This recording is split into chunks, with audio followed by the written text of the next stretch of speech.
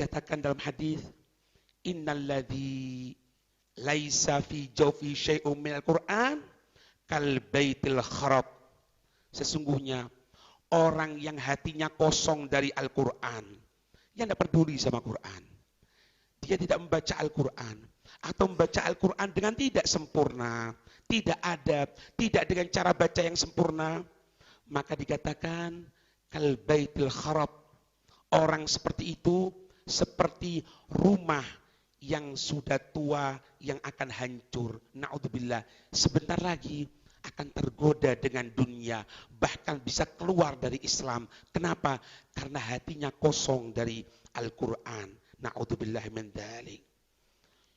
Malik bin Dinar pernah menyatakan, beliau mengatakan, ya hamalatal Quran, wahai orang-orang yang membawa Al-Quran, wahai orang-orang yang perhatian kepada Al-Quran, madza zara al-Qur'anu fi qulubikum, apa yang telah Al-Quran menanamkan sesuatu di dalam hati kamu sekalian. Engkau telah membaca Al-Quran, apa perubahan dalam diri kamu? Apakah engkau bertambah semangatmu untuk dekat sama Allah? Apakah bertambah semangatmu untuk mendekat kepada Rasulullah, untuk mendekat kepada orang-orang yang dekat kepada Rasulullah? Engkau baca Al-Quran, apa yang telah Al-Quran tanam di dalam hatimu, katanya beliau. Fa innal Qur'ana rabiul mu'min kama annal ghaitha rabiul ardi.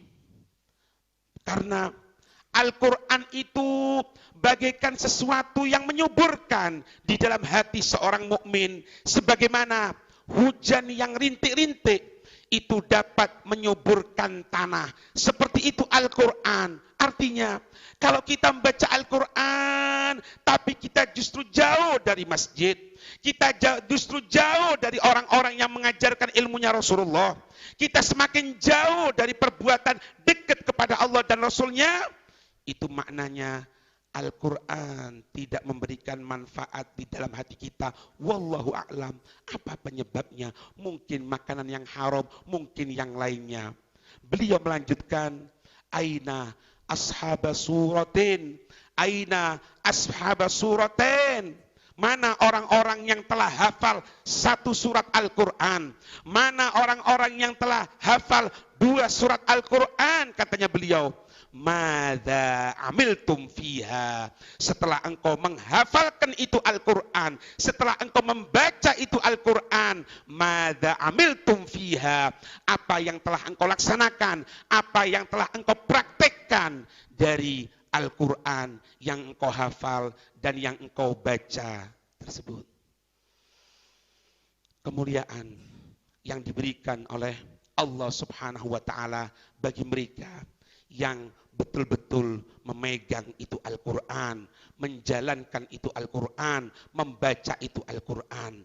Maka kita sebagai umatnya Nabi besar Muhammad sallallahu alaihi wasallam, sebagai bentuk cinta kita kepada baginda Rasul, setelah kita melaksanakan apa-apa yang diwajibkan, menjauhi apa-apa yang dilarang oleh Allah dan Rasulnya, maka rutini itu Al-Quran, baca itu Al-Quran dengan sempurna.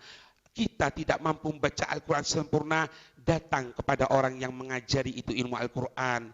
Kita tidak mengerti murad, kita tidak mengerti makna itu Al-Quran, datang kepada orang-orang yang mengerti akan Al-Quran, pelajari itu Al-Quran, karena itu yang akan mengangkat derajat kita di hadapan Allah. Amin ya rabbal alamin.